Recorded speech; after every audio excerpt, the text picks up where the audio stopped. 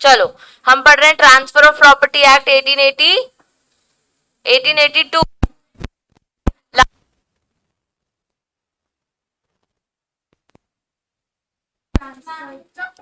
कौन सी प्रॉपर्टीज जो हम ट्रांसफर नहीं कर सकते, ठीक है। उसमें space succession, right of re entry, easement, अपने अलाउंसेस, फ्यूचर मेंटेनेंस, पेंशंस, ठीक है, ये सब आप ट्रांसफर नहीं कर सकते। चलिए हम न्यू ट्रांसफर ऑफ प्रॉपर्टी, ठीक है। इसमें कुछ डॉक्ट्रिन्स हैं, डॉक्ट्रिन्स यानी रूल, प्रिंसिपल, तो हमें वो फॉलो करने हैं जो ट्रांसफर प्रॉपर्टी एक्ट के प्रोविजंस में अंदर दिया हुआ है। देखो सब स्क्रीन पे एक आता है डॉक्ट्रिन ऑफ इलेक्शन। क्या लगता है क्या होगा इलेक्शन? दो दो प्रॉपर्टीज के बीच में आपके पास कोई एक राइट चूज करने का राइट होता है।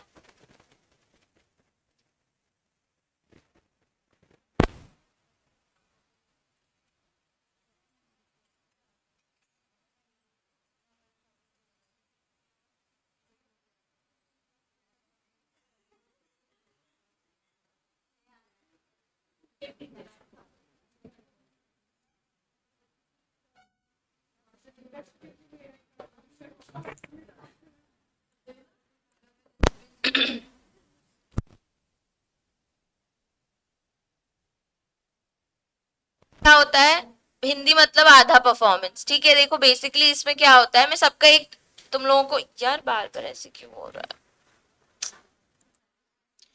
देखो डॉक्ट्रिन ऑफ इलेक्शन कैसे समझाया, जैसे दो दो प्रॉपर्टीज के बीच में आपको कोई प्रॉपर्टी आप ले लो, इस पे घर बना सकते हो।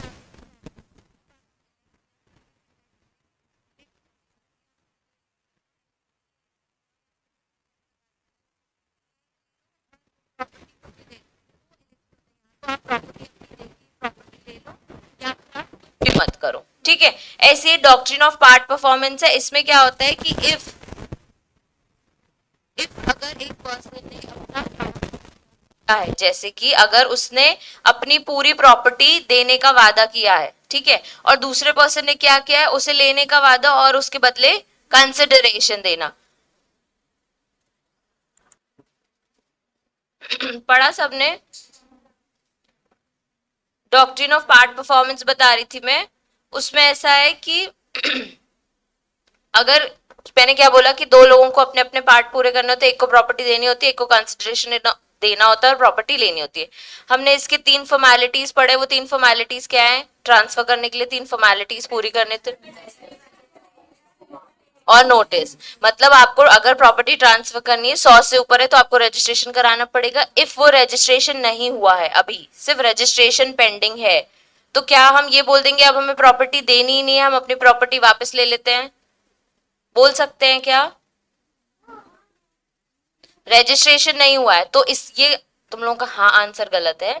क्यों? क्योंकि उस पर्सन ने प्रॉपर्टी देने का वादा कर दिया है और उस पर्सन ने कंसिडरेशन दे दिया है, सिर्फ एक फॉर्मेलिटी बाकी है, वो रजिस्ट्रेशन, ठीक है। तो आप उस बीच में जो ट्रांसफरी है उसके साइड से ऐसे खेल नहीं सकते, ये नहीं बोल सकते कि अब हमें आपको प्रॉपर्टी ट्रांसफर नहीं करनी, मैं तो प्रॉपर्टी किसी और थर्ड पर्सन को ट्रांसफर कर रहा हूं। वहां ये डॉक्ट्रिन वो अप्लाई करके अपना केस बचा सकता है कि नहीं, प्रॉपर्टी मेरे पास अग्रीमेंट है, मेरे पास रिटन डॉक्यूमेंट है, मेरे पास टर्म्स एंड कंडीशन जहां पे इस पर्सन ने मुझे बोला है कि ये मुझे प्रॉपर्टी ट्रांसफर कर रहा है, सिर्फ वो रजिस्ट्रेशन पेंडिंग है और मैं ऑब्लाइज्ड हूं, मैं मतलब चाहता हूं कि वो मैं पूरा करूं, और वो सिर्फ वो हो नहीं पा रहा है बिकॉज क्योंकि अथॉरिटी से दिक्कत हो रही है या कुछ हो रहा है, पर उसकी कंसेंट है और वो चाहता है कि वो रजिस्ट्रेशन कराए, ठीक है। तो पार्ट परफॉर्मेंस में मतलब सारा काम हो गया, सिर्फ एक छोटा सा रजिस्ट्रेशन नहीं हुआ है, तो उस पर आप उसको ये नहीं बोल सकते कि प्रॉपर्टी आपकी नहीं है। फिर हमने देखा doctrine of holding out. Doctrine of holding out में क्या होता है कि हम किसी और पर्सन को होल्ड आउट करते हैं टू बी द ओनर, ठीक है, या डायरेक्टली या इम्प्लाइडली, ठीक है। तो अगर मेरी कोई प्रॉपर्टी है और मेरी कोई फ्रेंड आके बोलती है कि अरे आप कोई प्रॉपर्टी देखने आइए मैं दिखा देती हूँ, तो सामने वाले को क्या लगेगा, यही ओनर है, इतनी अथॉरिटी दिखा रही है, तो उसने दिखा दी, डील कर दी, प्रॉपर्टी बेच दी, तो ये वैलिड, ये वॉइडेबल ये वैलिड हो जाता है क्योंकि मेरी इनडायरेक्टली कंसेंट थी उस पर्सन के लिए कि ठीक है वो एज अ ओनर ये पार्ट पूरा परफॉर्म कर सकती है कि बेचना करना, तो वो एक डॉक्ट्रिन ऑफ होल्डिंग आउट है। इसमें ट्रांस कभी मैं प्रॉपर्टी ले लूं कि ये तो ओनर थी नहीं, मैं ओनर हूं, तो वो जो ट्रांसफर है उसका वैलिड साइड है कंसिडरेशन देने का, उसने गुड फेथ में काम किया है, तो उसके केस में वो ये नहीं बोल सकते हम कि ये ओनर नहीं थी और आपको प्रॉपर्टी ट्रांसफर नहीं होगी। वैसे एक doctrine of feeding and grant by estoppel है, ये भी सेम है, पर इसमें कोई और पर्सन फ्रॉडलेंटली और एरनेसली एक प्रॉपर्टी ट्रांसफर करता है जहां पे वो ओनर होता नहीं है पर खुद को दिखाता है, एस्टोप करता है खुद को कि मैं ओनर हूं। उसमें मेरी कोई परमिशन नहीं होती है, उस पर्सन का बस गुड फेथ होता है जो ये प्रॉपर्टी खरीदता है, वो मान लेता है कि यही ओनर है, तो उसके साइड से क्या उसके पास फेवर है वो हम इस डॉक्ट्रिन में देखेंगे। फिर है डॉक्ट्रिन ऑफ लिस्पेंडेंस, यानी कि कोई एक लिटिगेशन एक प्रॉपर्टी को लेके बाकी है। अगर एक बात बताओ, एक प्रॉपर्टी पे डिस्प्यूटेड प्रॉपर्टी ए और बी का उस पे केस चल रहा है, अब ए बोल रहा है मेरी प्रॉपर्टी, बी बोल रहा है मेरी प्रॉपर्टी, ए ने सोचा मेरी ही प्रॉपर्टी है, केस तो मेरे ही फेवर में आएगा और उसने प्रॉपर्टी सी को ट्रांसफर कर दी, लेकिन कोर्ट ने केस में बी के फेवर में दिया कि नहीं प्रॉपर्टी तो बी की है, तो क्या होगा, प्रॉपर्टी तो बिक गई सी को, तो क्या होगा, वो वॉइड हो जाएगा, सी को ट्रांसफर वापस करना पड़ेगा बी को, बी क्लेम कर सकता है कि वो प्रॉपर्टी मेरी है, देखो कोर्ट का ऑर्डर है। ठीक है, डॉक्ट्रिन ऑफ फ्रॉडलेंट ट्रांसफर, किसी को झूठ बोल के आप कोई प्रॉपर्टी के ओनर नहीं हो और आप वो ट्रांसफर कर रहे हो, वो हम देखेंगे फ्रॉडलेंट ट्रांसफर में कि उसके बाद क्या होगा, क्योंकि सामने वाला तो प्रॉपर्टी खरीद लेता है। ठीक है,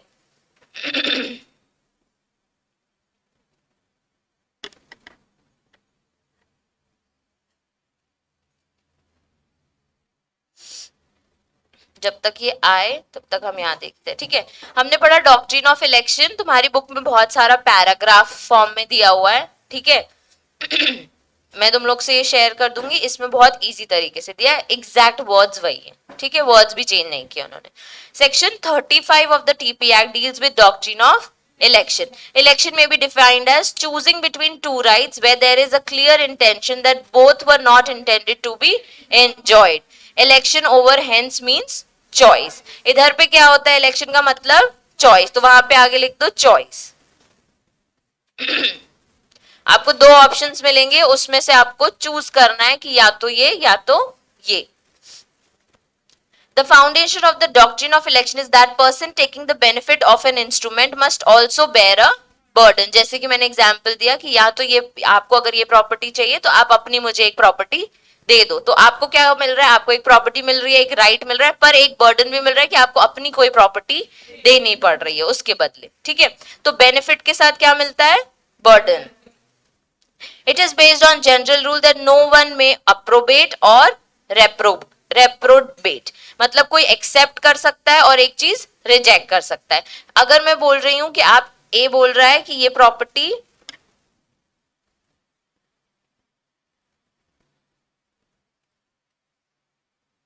ये इमूवेबल प्रॉपर्टी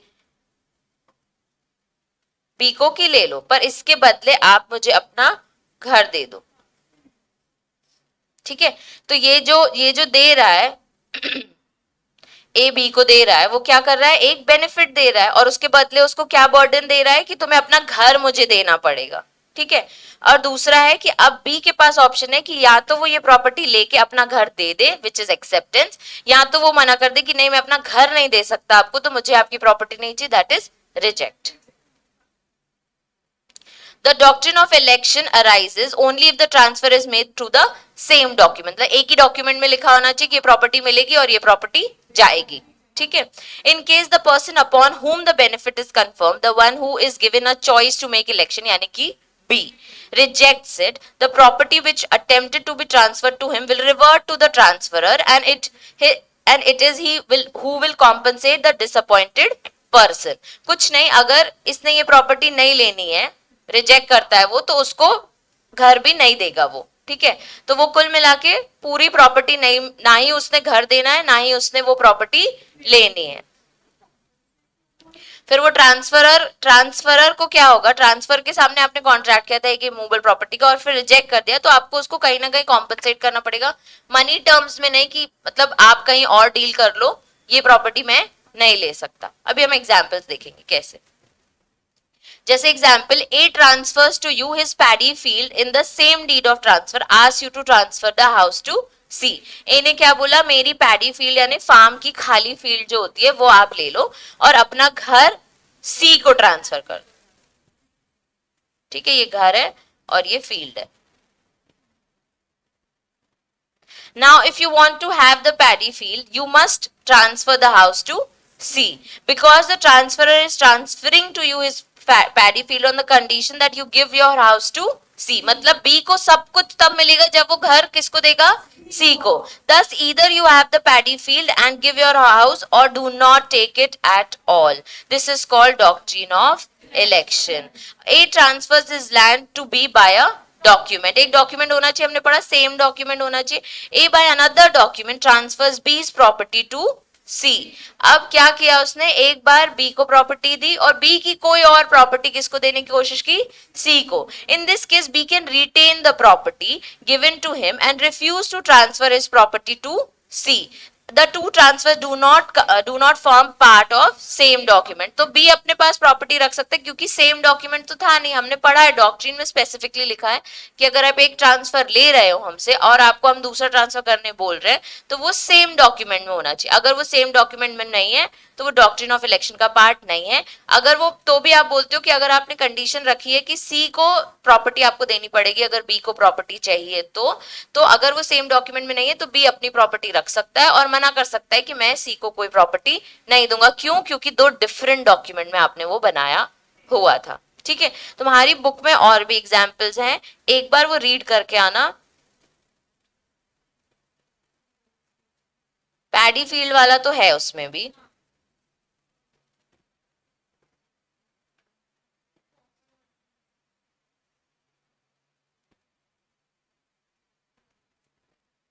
ये सब डॉक्ट्रिन्स इंपॉर्टेंट है। ठीक है, ये डॉक्यूमेंट वाला भी इसमें नीचे इलस्ट्रेशंस में, ये एक बार सब ध्यान से इंटरप्रिटेट करके मेरे को चाहिए कि तुमको समझना आना चाहिए। मैंने इतने सारे कॉमास और ये सब तुमको सिखाया इतने सारे एक्ट्स में, तो ये सारे तुमको इजीली समझ आने चाहिए। बाकी इलस्ट्रेशन सबको डॉक्ट्रिन ऑफ इलेक्शन समझ आ गया? Very simple. अब याद करने के लिए सबसे पहला कि इलेक्शन कैसे डिफाइन होता है, choice, the choosing between two rights where there is a clear intention that both were not to intended to be enjoyed. दोनों राइट्स आप एंजॉय नहीं कर सकते, एक में आपको बेनिफिट है दूसरे में आपको बर्डन है, ये हमें याद करना है। ठीक है, उसके बाद जनरल रूल क्या बोलता है कि कोई भी अप्रोबेट नहीं करेगा और मतलब कंप्लीटली आप उसे एक्सेप्ट नहीं कर सकते। ठीक है, कंप्लीटली आप उसे एक्सेप्ट कर सकते हो और कंप्लीटली उसे रिजेक्ट कर सकते हो। ठीक है, वन में आना चाहिए, वन में अप्रोबेट एंड रिजेक्ट। उसके बाद फिर द पर्सन जिसको ट्रांसफर हुआ है उसके पास क्या राइट है, अगर वो रिजेक्ट करता है तो उसे दोनों प्रॉपर्टीज छोड़नी पड़ेंगी और ये सब कुछ एक डॉक्यूमेंट में होना चाहिए। और उसके बाद दो इलस्ट्रेशन याद हो जानी चाहिए, सिंपल दो इलस्ट्रेशन। ठीक है, ये हो गया हमारा doctrine of election.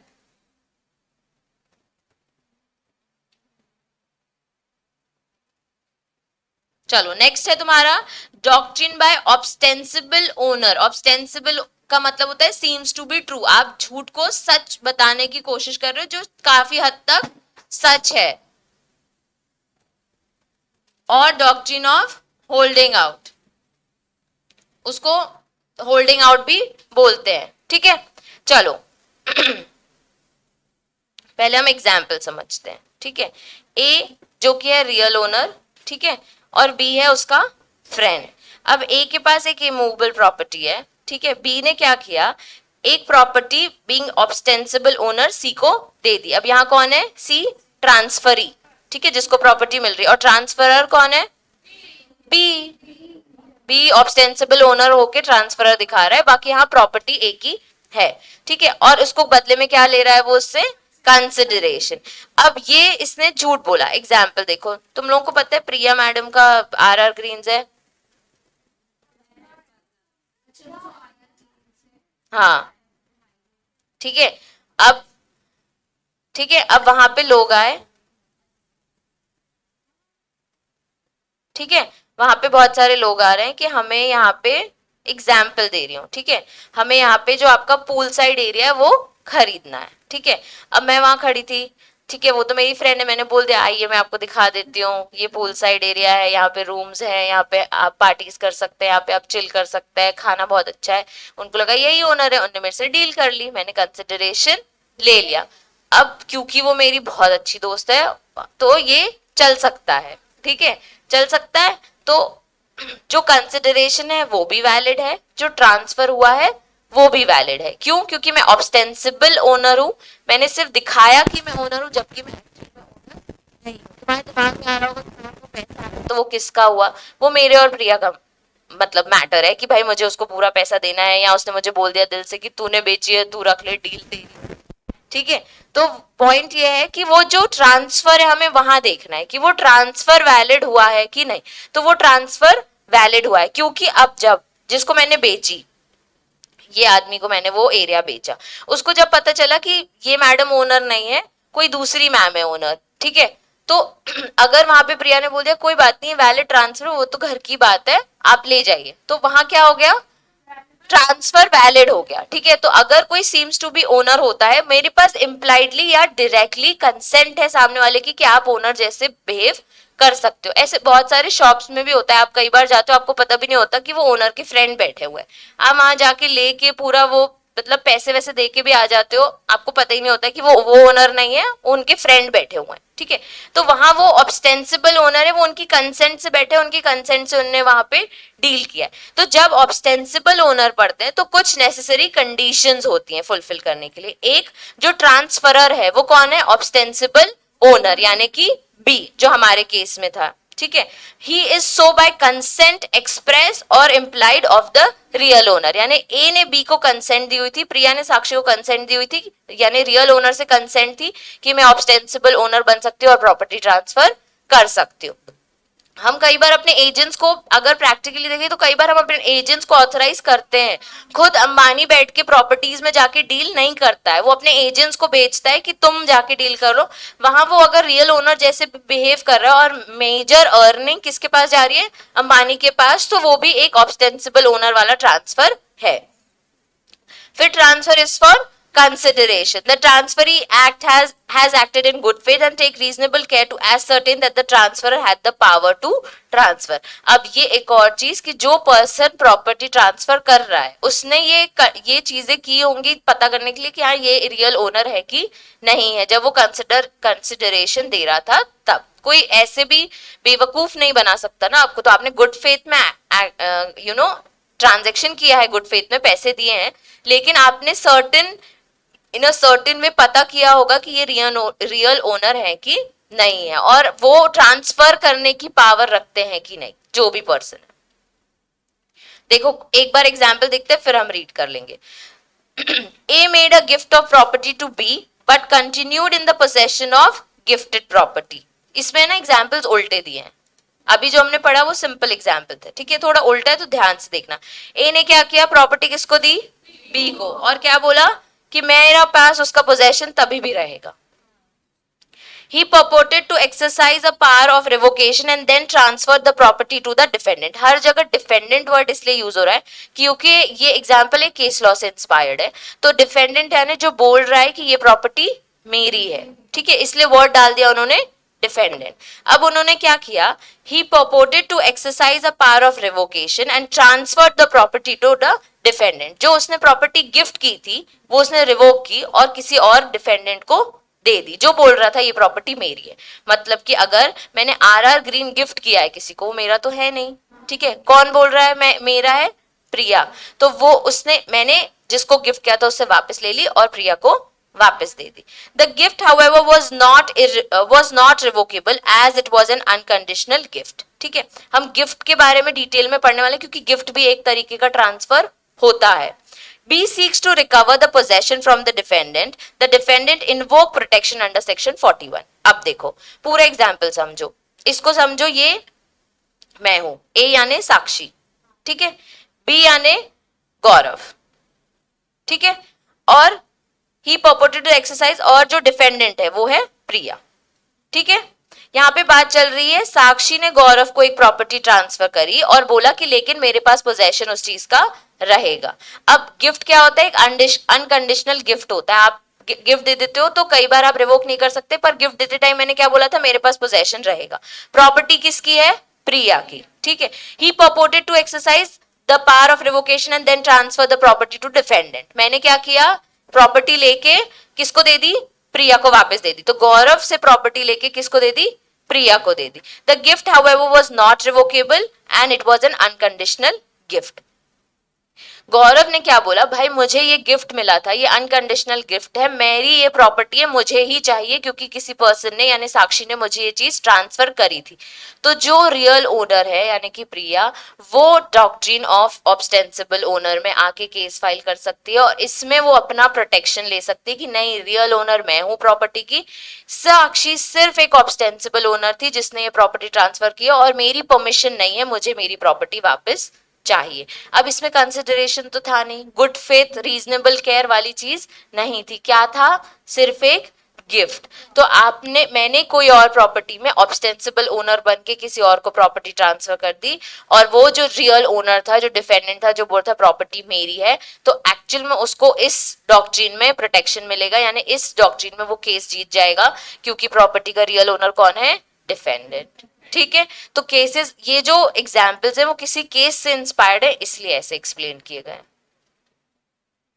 In the given example, एक और उसमें नोट दिया हुआ, in the given example the donor is not an ostensible owner holding the property with the consent of the real owner, the defendant can not thereof invoke the protection of.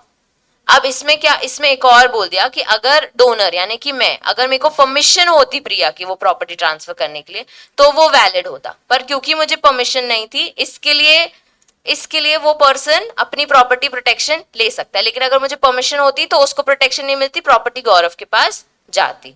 ठीक है।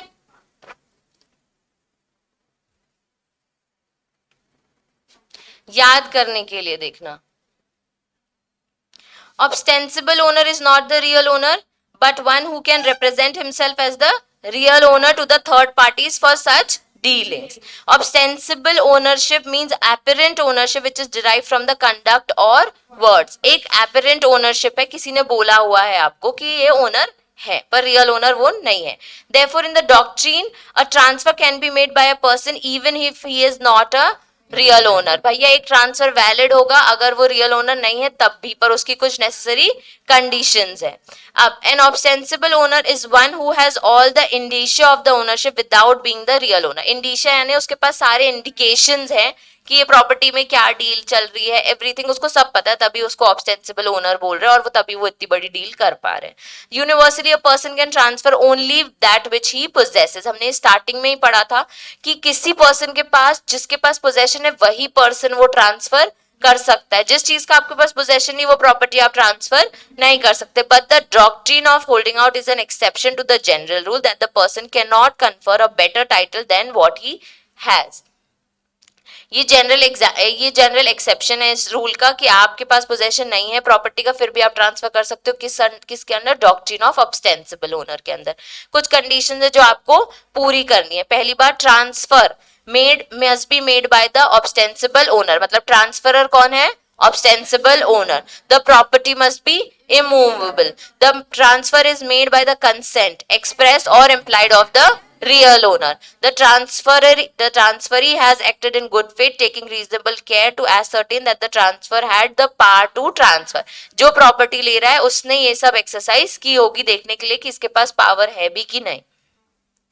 Once the transfer is made by the ostensible owner, it cannot be avoided by the real owner. क्यों? क्योंकि उसकी consent थी। Such transfer shall not be voidable on the ground that the transferor was not authorized to make it. इसमें कैसे example दिया? If Arun allows his real estate agent to sell his house situated in Delhi, उसने अपने agent को बोला है कि भाई तुम ये बेच सकते हो। The agent transfers the house to Varun. Arun cannot avoid the transfer and it is valid. ये बहुत सिंपल एग्जाम्पल और परफेक्ट एग्जाम्पल, अब समझ आ गया होगा सबको। ठीक है।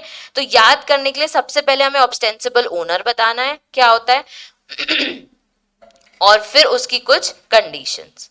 ठीक है। ये डॉक्ट्रिन और ये एक्सेप्शन किसका है कि जिसके पास पोजेशन नहीं है वो भी ये प्रॉपर्टी ट्रांसफर कर सकता है।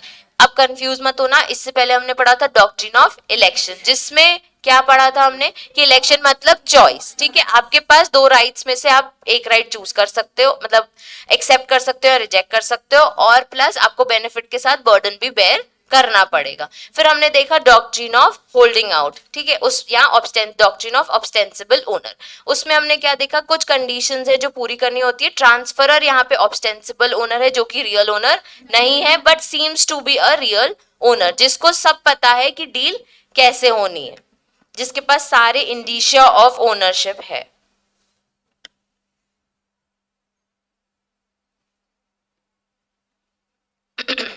ठीक है, इसमें भी शुरू में वही चीजें एक्सप्लेन की हुई हैं और उसके बाद फिर कंडीशंस है और इलास्ट्रेशंस। ओके, चलो, doctrine of feeding, doctrine of feeding the grant by estoppel, ठीक है, इसका मतलब क्या लग रहा है अब तुम लोगों को, कभी एस्टोपल वर्ड सुना है ना, पार्टनरशिप में सुना है। जैसे हमने पढ़ा ना, अब डॉक्ट्रिन अलग तरीके से एक्सप्लेन्ड है, जैसे हमने पढ़ा ना कि एक पर्सन होल्ड आउट करता है to be the owner with the consent, तो जब कोई person without any consent hold out करता है कि मेरे पास ये प्रॉपर्टी है और मैं इस चीज का ओनर हूं, तो वो उसमें आ जाता है ग्रांट बाय एस्टोपल, मतलब आप झूठ बोल के एररनेसली फ्रॉडलेंटली किसी को बोल रहे हो कि ये प्रॉपर्टी मेरी है। देखो कैसे होता है। कालीन भैया पता है एक सीरीज आई थी मिर्जापुर में, ठीक है, जिन्हें नहीं देखी इसके थ्रू समझ आ जाएगा। ओके, एक रियल ओनर है कालीन भाई, उस सीरीज में वो पर्सन बहुत रिच होते हैं, उनके पास बहुत सारी बहुत बड़ी फैक्ट्री, फार्म, घर सब होता है, ठीक है, सारी प्रॉपर्टी की ओनरशिप उस कालीन भैया के पास होती है, ठीक है। अब वो कालीन भैया के पास क्या है, एक घर है, एक फैक्ट्री है और एक फार्म है, ठीक है, उनका बेटा है, ठीक है, जिसके ऐसे तीन बाल हैं, वो मुन्ना भाई हैं, ठीक है, मुन्ना होता है, मुन्ना मुन्ना बेटा करता रहता है वो उसमें, ठीक है, वो थोड़ा सा वियर्ड ही होता है वैसे भी, वो सोचता है कि मेरे डैड के पास इतना पैसा है, तो वो कुछ बिजनेस में इन्वॉल्व नहीं होता, फिर सिर्फ गोली मारता रहता है लोगों को, ठीक है। अब मुन्ना भाई का एक बेस्ट फ्रेंड होता है उसमें, कंपाउंडर, सबको याद है, उसमें उसका एक बेस्ट फ्रेंड होता है जिसको वो प्यार से कंपाउंडर बुलाता है, ठीक है। अब एक दिन दोनों बैठ के मस्त जाम पी रहे थे, तो उसने उसको बोला कि अरे मेरे पापा की फैक्ट्री है, मैं तेको दे देता हूँ आज की आज में, ये वो, मैं ही रियल ओनर हूँ उस फैक्ट्री का, तेको क्या पता, पापा तो सब चीज मेरे ही नाम पे कर रहे हैं और मेरे नाम पे है वो फैक्ट्री, मैं तुझे बेच देता हूँ। उसने बोला ठीक है भाई, और उसने उसको कंसिडरेशन दे दिया। अब क्योंकि वो उसका बेस्ट फ्रेंड था, उसने मान लिया कि वो ओनर है, उसने गुड फेथ में रीजनेबल केयर करके उसको सारा कंसिडरेशन दे दिया और फैक्ट्री इसने उसको बोला कि तेरी है। जब ये गया कालीन भैया के पास, कालीन भैया आज तो मैं यहाँ बैठ गया, वो जाके सीट पे, तो कालीन भैया आए कि आप कैसे ऑफिस में बैठे हो कंपाउंडर, और वो बंदूक लेके खड़े थे उसके सर पे। ना भैया भैया माफ करिए, लेकिन मुन्ना भाई ने तो मुझे ये प्रॉपर्टी दे दी है और इसके बदले मुझसे इतने पैसे ले लिए हैं, इस प्रॉपर्टी का ओनर तो आज मैं हूं। तो उसने उसको बोला कि रियल ओनर कौन है, कालीन भैया, मुन्ना भाई रियल मुन्ना भैया इसमें रियल ओनर नहीं है। तो ये जो फैक्ट्री उसने ट्रांसफर की थी, क्या उस टाइम पे ये ओनर था, नहीं था, उसने ग्रांट बाय एस्टोपल किया, उसको झूठ बोला कि ये प्रॉपर्टी मेरी है और उसको एक ट्रांसफर कर दिया।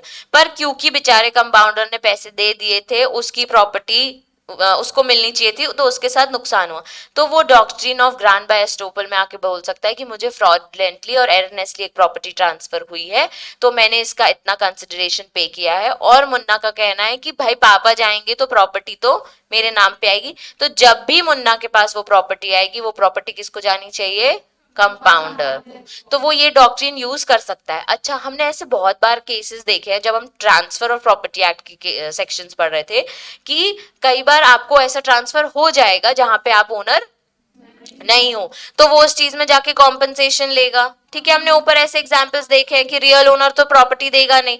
हमने ये भी देखा है कि अगर तीन पार्ट एग्जाम्पल, अगर तुम लोगों को याद होगा कि नहीं, मैंने एग्जाम्पल दिया था कि मेरा घर है और यहाँ पे एक ऑफिस है जो किसी और का है, और मैंने मानसी को वो ट्रांसफर कर दिया था, तो मानसी का कहना था कि मैंने तो पूरी प्रॉपर्टी से डील किया था, मेरे को सिर्फ ऑफिस नहीं चाहिए था, तो अब तब वॉइडेबल हो जाता था मानसी के पार्ट पे कि या तो वो ऑफिस ले ले या फिर वो अपना पैसा वापस ले ले, कि कॉम्पनसेशन वापस ले ले, जैसे भी उसको मेरे अगेंस्ट केस फाइल करना है। पर डॉक्ट्रिन में ये ये एक रूल है कि अगर किसी पर्सन को वो प्रॉपर्टी चाहिए ही, उसने पैसा दे रखा है, तो वो ये डॉक्ट्रिन में आके बोल सकता है जब भी इस पर्सन के पास प्रॉपर्टी आएगी वो प्रॉपर्टी मेरी। तो वो ऐसे केसेस में ही होता है। देखो इसमें क्या कंडीशंस हैं। There was an representation fraudulent and erroneous, मतलब मुन्ना भैया ने झूठ बोल के उसको बताया था कि ये प्रॉपर्टी मेरी, रिप्रेजेंट किया था। It was to the effect that the transferor is entitled to transfer the immovable property, मतलब मुन्ना भाई ने ऐसे दिखाया कि ये मैं टाइटल है मेरे पास, मैं इंटाइटल्ड हूं, मैं तुम्हें ये प्रॉपर्टी ट्रांसफर कर सकता हूं। The transferor is found to have subsequently acquired the interest which he profess to the transfer, मतलब क्या होता है सब्सिक्वेंटली इंटरेस्ट आना है, मतलब कालीन भैया के पास के बाद प्रॉपर्टी तो किसके पास जाएगी, मुन्ना के पास। तो transferor is found to have subsequently acquired the interest which he profess to transfer, जो उसने ट्रांसफर कर दिया है वो सब्सिक्वेंटली उसके पास आने वाला है। The transfer of property is for consideration, the transferee has not rescinded the contract, उसने क्या किया, कॉन्ट्रैक्ट को कैंसिल नहीं किया। The transferee acted in good faith for consideration without the notice of rights under the prior transfer, उसको नहीं पता note किसके पास राइट्स है, पर उसने गुड फेथ में एक्ट किया है। अल्टीमेटली प्रॉपर्टी उसको ट्रांसफर करनी पड़ेगी क्योंकि उसने कॉन्ट्रैक्ट कैंसिल नहीं किया, क्योंकि सब्सिक्वेंटली जब भी आपके पास राइट आएगा आप प्रॉपर्टी किसको दे दोगे, मुझे दे दोगे। देखो example, a Hindu who has separated from his father B sells to C 3 fields X Y Z। अब देखो A कौन है, मतलब सन है, ठीक है, B उसके फादर, वो पापा से अलग रहता है, उसने 3 फील्ड X Y Z किसको दे दी, C को दे दी। Representing that A authorize to transfer the same, उसने क्या रिप्रेजेंट किया, भाई तीनों प्रॉपर्टीज मेरी हैं और आप तीनों प्रॉपर्टीज में आपको ट्रांसफर कर सकता हूं। Of these fields Z does not belong to A, उसकी कौन सी प्रॉपर्टी थी, ए और एक्स और वाई, जेड उसकी प्रॉपर्टी नहीं थी। उसने क्या किया, ग्रांट बाय एस्टोपल,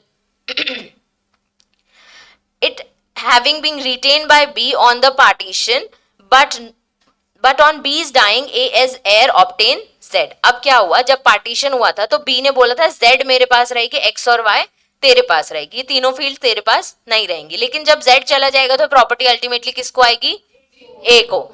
पर ए ने पहले ही, पापा के जाने के पहले ही क्या किया, तीनों प्रॉपर्टीज किसी और पर्सन को दे दी थी। तो वहां पे वो क्लियर कर रहे हैं कि जब पार्टीशन हुआ था तो प्रॉपर्टी जेड, बी ने मतलब फादर ने बोला था जेड वाली मेरी, एक्स और वाई तेरी, पर मेरे जाने के बाद जेड तेरी हो जाएगी। तो C not having the rescinded the contract, C ने कॉन्ट्रैक्ट नहीं कैंसिल किया, ठीक है, जब जेड आएगी तब दे देना।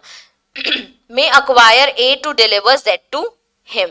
Thus, where a grantor has purported to grant an interest in the land which it did not at all time possesses, मतलब जब A उसको Z भी दे रहा था तब उसके पास उस चीज का पोजेशन नहीं था, but subsequently acquires, जब पापा चले गए तो Z वाली प्रॉपर्टी किसके वापस आ गई, A के पास। The benefit of a subsequent acquisition goes automatically to the earlier grantee as it usually express feeds the estoppel, feeds the estoppel यानी ये डॉक्ट्रिन। तो वो क्लियरली उस टाइम उनका कॉन्ट्रैक्ट हुआ था और उस पर्सन ने कैंसिल नहीं किया था, सब्सिक्वेंटली आपको जैसी प्रॉपर्टी मिली आप मुझे ट्रांसफर कर दो। तो इस डॉक्ट्रिन में क्या कंडीशंस है बच्चे, पहली बात फ्रॉडलेंटली और एरनेसली आपने एक रिप्रेजेंटेशन दिया है। दूसरी बात कि जब आप ट्रांसफर कर रहे हो तो आप ऐसे शो कर रहे हो कि आप एंटाइटल्ड हो, उस प्रॉपर्टी में आपका इंटरेस्ट है। तीसरी बात कि सब्सिक्वेंटली आपको वो प्रॉपर्टी मिलने वाली।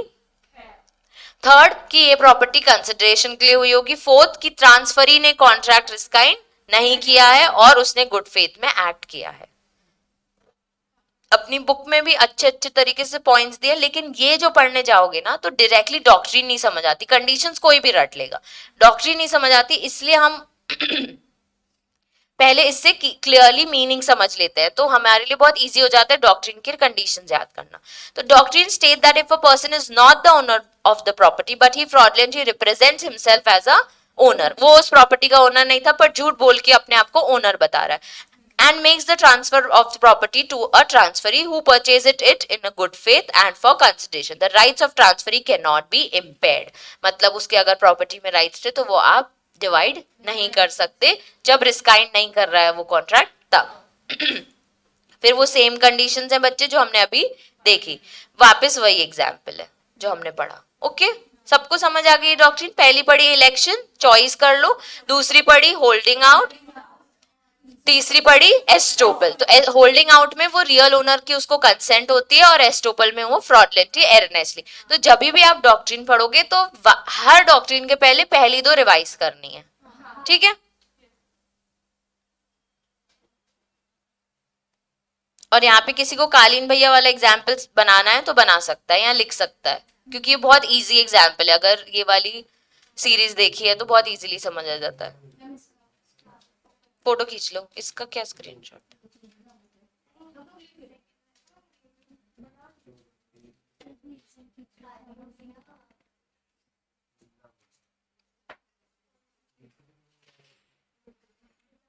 खींच ली?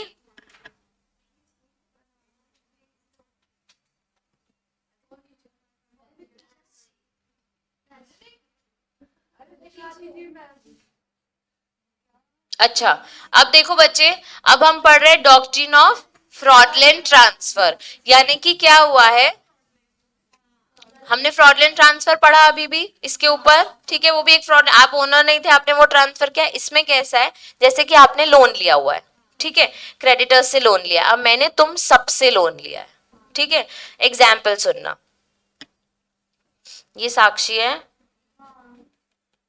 और ये आईटेक्स के स्टूडेंट्स, इन सबसे साक्षी ने क्या लिया है? लोन। जब मैंने तुम सबसे लोन लिया है तो तुम सबको पता होगा कि इसके पास प्रॉपर्टी है, पे करने के लिए केपेबल होगी, ये वो, ठीक है? पर जब लोन वापस देने की बारी आई तो मेरे पास पैसे नहीं थे, ठीक है? जिस प्रॉपर्टी के थ्रू तुम मुझसे पैसा लेने वाले थे वो मैंने अपनी फ्रेंड प्रिया को ट्रांसफर कर दी प्रॉपर्टी, कि मेरे पास तो प्रॉपर्टी ही नहीं है, अब तुम्हारे पैसे मैं नहीं दे सकती क्योंकि मेरे पास प्रॉपर्टी नहीं है। तो ये पता कैसे लगेगा कि मैंने ये जो ट्रांसफर किया है वो फ्रॉडलेंट ट्रांसफर है?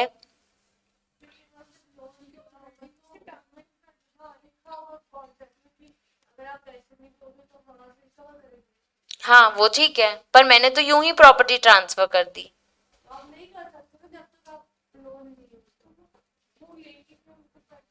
उनको क्या करना है, वो मेरे लिए लेंगे ना यार, ठीक है तू पैसे नहीं दे पा रही, प्रॉपर्टी मेरे को ट्रांसफर कर दे, वो तेरे से ले ही नहीं पाएंगे पैसे। बहुत नेचुरल ऐसा होता है, अगर हस्बैंड के पास प्रॉपर्टीज होती है उनके नाम पे और उनने खूब सारा मार्केट से लोन लिया होता है, तो वो क्या करते हैं, प्रॉपर्टी अपनी वाइफ के नाम कर देते हैं कि मेरे पास तो ट्रांसफर करने के राइट्स है ही नहीं, मेरी वाइफ की प्रॉपर्टी है ये। अब तो वो जो आप कर रहे हो ना, ऐसे टाइम पे अगर कर रहे हो जब पैसे देने की बात आती है, तो उसको हम बोलते हैं फ्रॉडलेंट ट्रांसफर। क्या ये प्रिया इस प्रॉपर्टी की ओनर बन पाएगी? बन जाएगी, लेकिन क्रेडिटर्स जब पैसे मांगने आएंगे और कोर्ट में केस फाइल करेंगे ना, तो कोर्ट बोलेगा ये फ्रॉडलेंट ट्रांसफर है, इन सब क्रेडिटर्स को इसके बदले पैसे जाने चाहिए, मतलब ये प्रॉपर्टी इन सब में बंटनी चाहिए, तो इस पर्सन के पास ये प्रॉपर्टी नहीं जाएगी। कई बार क्या होता है, अब ये एक एग्जाम्पल है, दूसरा एग्जाम्पल समझो इसी में ही, तुम सबसे लोन लिया है, ठीक है, लेकिन तुम सब लीज बॉर्डर्ड हो, पैसे दिए हैं, कोई नहीं मैम देती रहेंगी, सिर्फ एक पर्सन आई मुझसे मांगने कि श्रेया आ गई मुझसे कि आप मेरे पैसे दे दो, तो मैंने क्या किया, सारे पैसे इसको दे दिए कि एक तो टंटा खत्म हुए, बाकी सबका देखा जाएगा। अब अल्टीमेटली तुम सबका नुकसान है, मैंने अपनी प्रॉपर्टी बेच के इसको सारा पैसा दे दिया, ठीक है? तो इस जब बाकी सब मेरे से पैसा मांगने आओगे तब इसका जो इसको जो पैसे मिला है वो कोर्ट बोलेगा कि वो सब में बंटना चाहिए, ठीक है? As she is incapable to pay, तो जितना भी अमाउंट मैंने इसको पे किया है वो तुम सबको बंटना चाहिए। ये जो मैंने फ्रॉडलेंट ट्रांसफर करने की कोशिश की कि पहले ही अपनी प्रॉपर्टी बेच दो तो मेरे से पैसे मांगने मत आओ, एक का पैसा दे दो और बाकी सब भाड़ में जाओ, तो वो फ्रॉडलेंट ट्रांसफर आप नहीं कर सकते। अगर आप करते हो तो क्रेडिटर्स के पास राइट है कि उस प्रॉपर्टी में आके अपना हिस्सा लेके जाएं, ऐसा ट्रांसफर करना अलाउड नहीं है। Where a person transfers his property so that the creditor shall not have anything out of the property, मैंने प्रॉपर्टी ट्रांसफर कर दी, क्यों? क्योंकि क्रेडिटर्स को कोई पैसा नहीं मिले, the transfer is called fraudulent transfer. A debtor in the order to defeat or delay the right of a creditor may transfer his property to some other person. मैं चाहती हूँ तुमको पैसा मिले ही नहीं, मैं तुम्हें डिफीट करना चाहती हूँ, मैं तुम्हें डिले करना चाहती हूँ कि मैं बाद में दे दूंगी और मैं अपनी प्रॉपर्टी ट्रांसफर कर दे रही हूँ. Who may be his relative or a friend. क्योंकि रिलेटिव और फ्रेंड इसलिए लॉ में लिखा है क्योंकि आप उनसे बाद में प्रॉपर्टी वापस ले लोगे ना. The law does not allow this. Section 53 embodies the principle. It states every transfer of immovable property made with the intent to defeat or delay the creditors of the transferor shall be voidable at the option of any creditor so defeat or delayed. Voidable at the option of creditor लिखा है बच्चे, क्या मतलब है? voidable मतलब गलत नहीं है. voidable मतलब ऑप्शन है, या तो void कर दो या valid कर दो. हाँ हाँ, नींद खुल गई.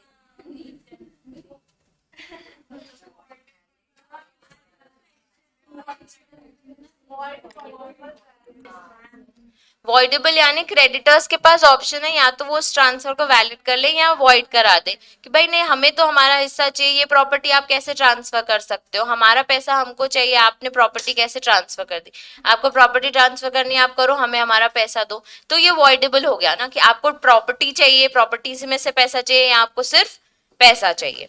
दस way the owner of the property contracts a debt. ठीक है, अब एक प्रॉपर्टी की ओनर है, उसने क्या किया, कॉन्ट्रैक्ट किया कि इसके बदले मुझे लोन दे दो.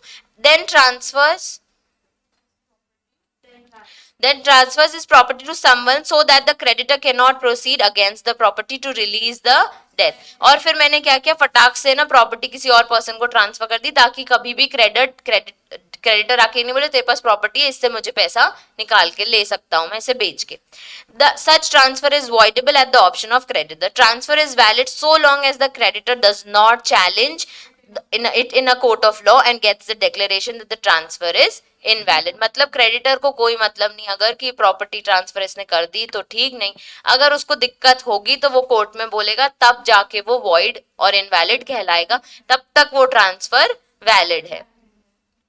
A suit instituted by a creditor to avoid the transfer on the ground that it has been made with the intent to defeat or delay the creditors of the transfer or shall be instituted on behalf of or for the benefit of all creditors. अब क्या हुआ, किसी ने मुझे loan दिया था, उसको लगा कि यार, और मैंने एक प्रॉपर्टी ट्रांसफर कर दी, उसको लगा कि ये बंदी ने जो प्रॉपर्टी ट्रांसफर करी है वो मेरे जो मैंने पैसा दिया है उसको डिफीट करने के लिए, उसे डिले करने के लिए इसने ये प्रॉपर्टी ट्रांसफर की, मतलब मेरे इंटरेस्ट का तो नुकसान है और जितने क्रेडिटर्स है जिन सबसे उसने पैसे लिया है उन सबका नुकसान है, ये बोल के उसने कोर्ट में एक सूट फाइल कर दिया.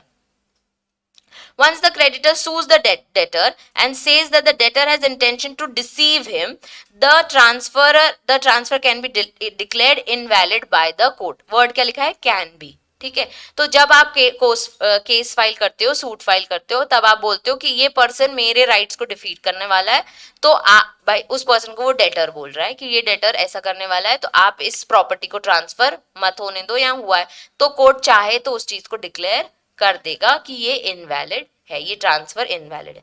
The creditor has to satisfy that the court there was an intention on the part of the debtor to defeat his rights. मतलब वो क्लियरली उसके पास एविडेंसेस होंगे और प्रूफ हो जाएगा कि उसने उसके राइट्स को डिफीट करने के लिए ही प्रॉपर्टी ट्रांसफर की है. If he does not prove this then the creditor will fail and the transfer is valid. क्योंकि ऐसे कोई भी बोल सकता है, अरे मेरे पास पैसे हैं ना, तुम जाके केस में क्यों फाइल करके आए कि प्रॉपर्टी ट्रांसफर कर दी, बहुत प्रॉपर्टीज है बेटा, तुम मेरे से पैसे ले लेना. तो अब वो उसको प्रूफ करना पड़ेगा कि इसके पास एक ही प्रॉपर्टी थी, इसमें से पैसे आने वाले थे और इसने यही ट्रांसफर कर दी. ठीक है, मेरे पास पैसे हैं, मेरे पास कैश है, मैं तुम्हें दे दूंगी, ये मैं प्रूफ करके बात बोल सकती हूँ कि ट्रांसफर वैलिड है. The question arises as to when we can say the transferor has the necessary intention to defeat the claim of the creditor. ये फर्स्ट क्वेश्चन मैंने तुम लोगों से पूछा था कि ये पता कैसे चलेगा भाई कि मेरे इंटेंशंस यही हैं कि मैं क्रेडिटर के पैसे नहीं दूंगी. ठीक है, वो कुछ सर्कमस्टेंसेस हैं, उससे पता चलेगा. Suppose a man takes a loan from the creditor, he does not pay the loan. ठीक है, then the creditor sues him in the court to get back his debt. अब मैंने पैसे नहीं दिए, तुमने मेरे ऊपर आके केस फाइल कर दिया। On seeing this debtor transfers the property is property to a friend of his और some other person who simply holds the property on behalf of the transfer. जैसे ही मैंने देखा कि तुम लोग मेरे अगेंस्ट केस फाइल करने को, मैंने फटाक से अपनी सारी प्रॉपर्टी अपने फ्रेंड को दे दी और ये बोल के कि अभी संभाले रख, अपने नाम पे रख, कल जब मैं केस जीत जाऊंगी तो मेरी प्रॉपर्टी मुझे वापस दे देना। Again, the debtor may makes a gift of his property to his wife or sell it to friend who will afterwards retransfer the same to the transfer। या तो मैं गिफ्ट में दे दूंगी कि तू मुझे कुछ पैसे मत दे, सिर्फ इसे रख ले और बाद में मुझे रिट्रांसफर। अब फ्री में प्रॉपर्टी क्यों ट्रांसफर करी, ये भी एक सर्कमस्टेंसेस जब आप जज कर सकते हो कि भाई फ्री में क्यों ट्रांसफर की, इसे तो लोन की जरूरत है, ये हमसे लोन ले रहा है और फ्री में गिफ्टें दे रहा है प्रॉपर्टी की, ये तो फ्रॉड ही करना चाहता है, ये ट्रांसफर फ्रॉडलेंट है, ये हमारे राइट्स को डिफीट करना चाहता है। Under these circumstances we can easily say that the debtor's intention was to prevent the creditor from taking the property by a suit in the court and to release his death। ठीक है, कुल मिला के मैं court से अपनी property बचाना चाहती थी। बट सपोज, अब आता है जब बहुत सारे क्रेडिटर्स हो, but suppose the debtor has a several creditors, he transfers his property to one of his creditors. जैसे मैंने श्रेया को एक प्रॉपर्टी अपनी दे दी कि भाई तुम्हारा टंटा तो खत्म हो, in the satisfaction of whole of the debt to him। Is this also a fraudulent transfer? The answer is no. A mere preference of one creditor over the others is not fraudulent under the section, even if the whole of property is so transferred and nothing is left for the other creditor। सब कुछ श्रेया को दे दिया, बाकी लोगों के लिए कुछ नहीं बचा। But the other creditor may file a petition in a court within 3 months of the transfer, praying that the debtor be declared insolvent। If the debtor is adjudicated as insolvent, their interest will be protected and the transfer will be delivered as fraudulent preference। The transfer will be set aside, the property will be distributed among all creditors। तो पहले जो मैंने किया वो fraudulent transfer actual में नहीं है, मैं चाहती थी इसका टंटा तो खत्म हो, मैं ये नहीं चाहती थी कि तुम सबका देखा जाएगा, कि तुम सबके साथ नुकसान हो, मैं बस चाहती थी कि इसका टंटा खत्म हो। तो अगर तुम मेरे अगेंस्ट पिटीशन फाइल करते हो, बोलते हो कि इंसॉल्वेंट है, इसके पास पैसे देने के लिए नहीं है, तो जो मैंने इसको प्रॉपर्टी ट्रांसफर किया उन सब पे तुम सबका हिस्सा आ जाएगा, जो हमने एग्जाम्पल देखा। ये पूरा चीज बहुत इजी वर्ड्स में है, रीड करके, इतनी सड़ी इंग्लिश लिखी है इन लोगों ने, मजेदार एकदम, रीड करके याद हो जाएगी। कुछ नहीं, हमने पढ़ा क्या, डॉक्ट्रिन ऑफ फ्रॉडलेंट ट्रांसफर। जब फ्रॉडलेंट ट्रांसफर है तो वहां लिख दो फ्रॉड अगेंस्ट क्रेडिटर्स।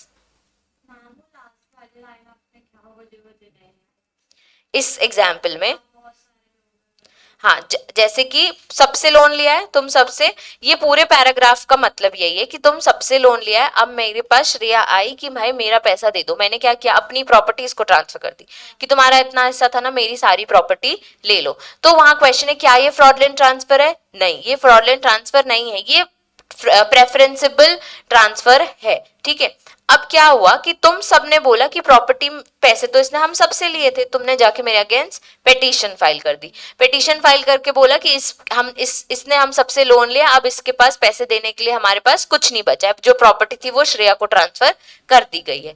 तो कोर्ट क्या बोलेगी, ये तो इंसॉल्वेंट है, इसके पास तो पैसे ही नहीं है देने के लिए। तो जब मैं डिक्लेयर हो जाऊंगी इंसॉल्वेंट हूं, तो जो मैंने प्रॉपर्टी श्रेया को दी उस सब में से तुम सबका हिस्सा आएगा। ठीक है, तुम सबको बढ़ जाएगी वो प्रॉपर्टी। ओके।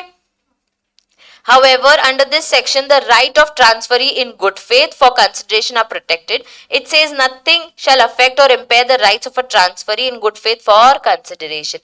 मतलब कि मैंने क्या किया था, श्रेया को दे दी थी प्रॉपर्टी या प्रिया को दे दी थी रखने के लिए, अगर मैंने कंसिडरेशन में ली है तो उसके राइट्स इतने इजीली अफेक्ट नहीं होते, बाकी सबको कॉम्पनसेशन मिल जाएगा। ठीक है, हो गए। हाँ, अगर उसने गुड फेथ में किया है तो, अगर मैंने उसको झूठ बोला कि भाई मैं सिर्फ ट्रांसफर कर रहा हूं, तो मैंने बता दिया ना प्रिया को तो कि भाई मेरे पास लोन है बहुत सारे पे, रख ले। ठीक है, अगर मैंने जेन्युइनली ट्रांसफर किया तो वो भी इस डॉक्ट्रिन में आएगी, उसको भी कुछ ना कुछ कॉम्पनसेशन मिलेगा। ठीक है, मतलब उसको मैंने नहीं बताया कि मैंने कहीं से लोन लिया है। पहला पढ़ा हमने डॉक्ट्रिन ऑफ इलेक्शन, जिसमें आप चूज कर सकते हो राइट्स, बर्डन भी बेयर करना पड़ेगा और बेनिफिट भी मिलेगा। फिर हमने पढ़ा doctrine of holding out ostensible owner, जिसमें रियल ओनर की कंसेंट के साथ एक पर्सन अपने आप को ओनर दिखाता है, कंसिडरेशन लेता है और प्रॉपर्टी गुड फेथ में ट्रांसफर करता है। फिर हमने देखा doctrine of holding out estoppel. ठीक है, doctrine of estoppel, grant by estoppel, उसमें कोई फ्रॉडलेंटली एरनेसली एक प्रॉपर्टी ट्रांसफर करता है, द अदर पर्सन कॉन्ट्रैक्ट को रिस्काइन नहीं करता है, सब्सिक्वेंटली जब आपके पास राइट आ जाता है तब वो प्रॉपर्टी आप दे देते हो। फिर हमने पढ़ा डॉक्ट्रिन ऑफ फ्रॉडलेंट ट्रांसफर, इसमें सारे क्रेडिटर्स के राइट्स को हम जोड़ के रख रहे हैं कि भाई क्रेडिटर्स के राइट अफेक्ट नहीं हो, उनके जो पैसे हैं, अगर किसी पर्सन के पास प्रॉपर्टी है वो फ्रॉडलेंटली किसी क्रेडिटर को डिफीट या डिले करने के लिए उनके राइट्स को कोई ट्रांसफर करता है तो वो इनवैलिड ट्रांसफर है, वो वॉइडेबल ट्रांसफर है on the favour of creditors. जब क्रेडिटर चाहेगा वो उसको वैलिड करा सकता है और इनवैलिड भी करा सकता है। इनवैलिड कराने के लिए उसको कोर्ट में केस फाइल कराना पड़ेगा और वैलिड कराने के लिए उसको चुप रहना पड़ेगा। ओके फिर आता है doctrine of part performance. Part performance में हमने क्या देखा था, स्टार्टिंग में मैंने समझाया था,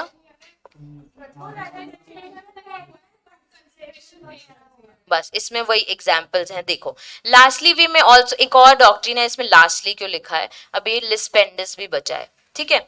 लास्टली में also discuss briefly the doctrine of part performance. इसमें क्या होता है, ये अभी 53A क्या हो गया है आगे है, अभी अपन चलेंगे, ठीक है।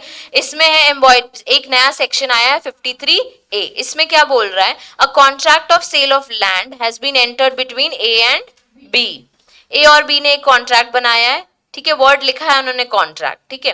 The transferee has paid the price entering into possession, B ने क्या किया, सारे पैसे दे दिए हैं, and is willing to carry out his contractual obligations, यानी अटेस्टेशन रजिस्ट्रेशंस जो भी मैं विलिंगली करना चाहता हूं, ठीक है।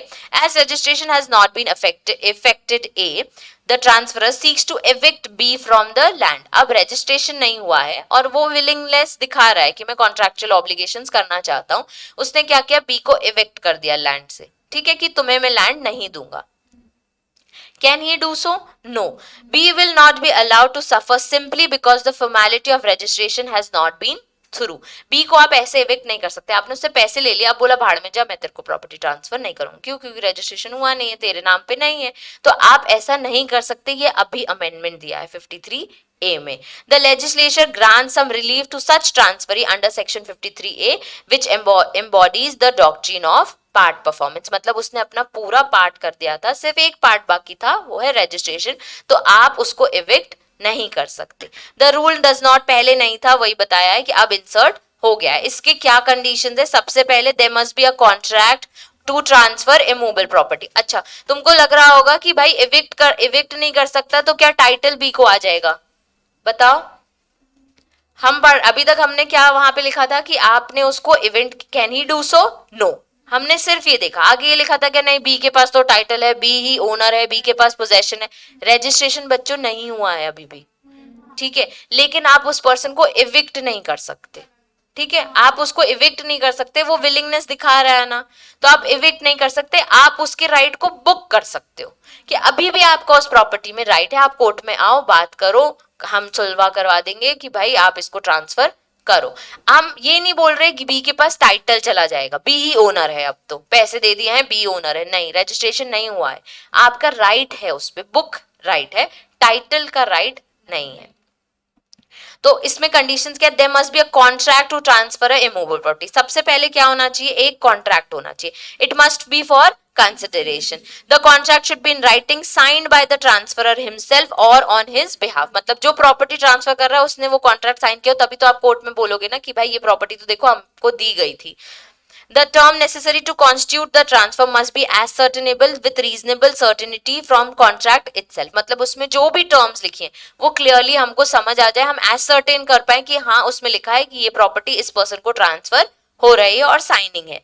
The transferee should have taken the possession of the property in the part performance of the contract. In case he is already in possession, he must have continued in the possession of the part performance of the contract and must have done something in furtherance of the contract. मतलब कि जो हमने willingness word देखा था कि अगर transferee के पास property है तो या तो उसके पास पोजेशन आने वाला था या उसके पास पोजेशन है तो वो विलिंग है कि भाई मैं फर्दर जो भी कॉन्ट्रैक्ट में चीजें करनी है वो मैं अब करूंगा, मैं दिखाऊंगा कि हाँ मेरे को रजिस्ट्रेशन कराना, मैं भागदौड़ कर रहा हूँ, मैं अथॉरिटीज के पास गया था, तो वो आपको कोर्ट में बताना पड़ेगा, ये देखिए सर मैं एप्लीकेशन फाइल कर चुका हूँ रजिस्ट्रेशन की, देखिए मैं इस दिन यहाँ पे था, ठीक है, the transferee must have fulfilled और be ready to fulfill his part of obligation under the contract. या तो उसने वो कर दिया होगा फुलफिल, या वो रेडी है कि मैं रजिस्ट्रेशन कराने के लिए एकदम रेडी हूं। उसके साइड से भी दिखना चाहिए ना कि यार वो इंटरेस्टेड है प्रॉपर्टी लेने में। In the above mentioned conditions are satisfied, then the transferor and the person claiming under him are debarred from the exercising right in relation to the property under the other than the rights expressly provided by the terms of contract, notwithstanding the fact that the instrument of transfer has not been registered or completed in the manner prescribed thereof। मतलब कि जब आप transfer कर रहे हो तो इस conditions अगर सारी सेटिस्फाइड है तो जो ट्रांसफरी है उसके पास राइट है कि वो अपने राइट्स एक्सरसाइज कर सकता है जो कि उसको पोजेशन मिलने वाला था। अब वो कौन से राइट्स के आगे जो फर्दरेंस में कॉन्ट्रैक्ट में करने हैं वो सब, इस बात पे हम उसको नहीं रोकेंगे कि भाई रजिस्ट्रेशन नहीं हुआ है, तू इविक्ट हो गया है, अब तू आगे कॉन्ट्रैक्ट के ऑब्लिगेशंस पूरे नहीं कर सकता, तो तुम्हारे rights not with standing anything affected नहीं होंगे।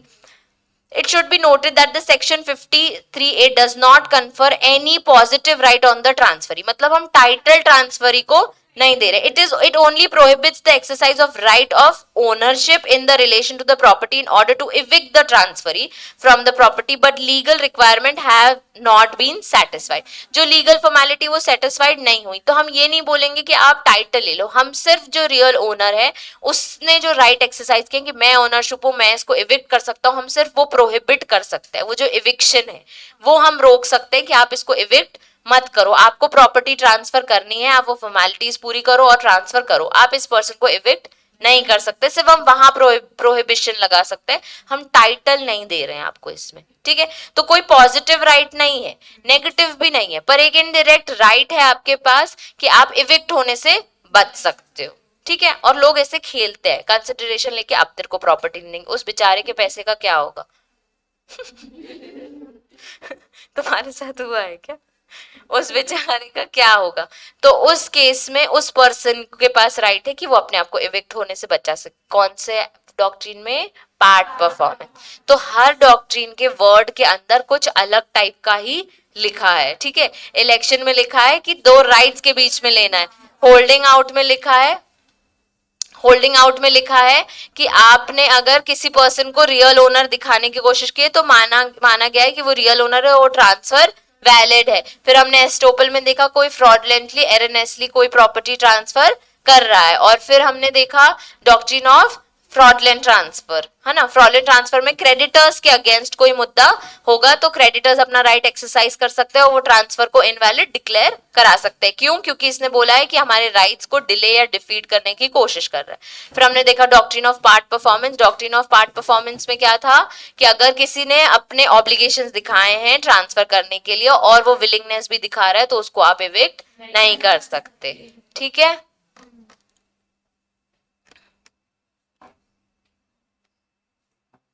अब आ जाओ डॉक्ट्रिन ऑफ लिस्पेंडिस।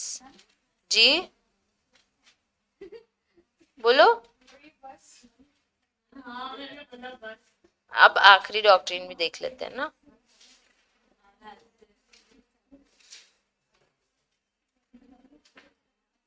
इजी है डॉक्ट्रिन बच्चे, याद भी हो जाएंगे, मजा भी आ रही ना, मस्त। अभी तक कहाँ थी? उठ जाती है। फिर देखो ये फ्रॉडलेंट ट्रांसफर भी मैं इसमें से शेयर कर दूंगी, इसमें वही चीजें बहुत अच्छे से है। फिर पार्ट परफॉर्मेंस भी इसमें ज्यादा अच्छे से एक्सप्लेन्ड है, और लिस्पेंडिस।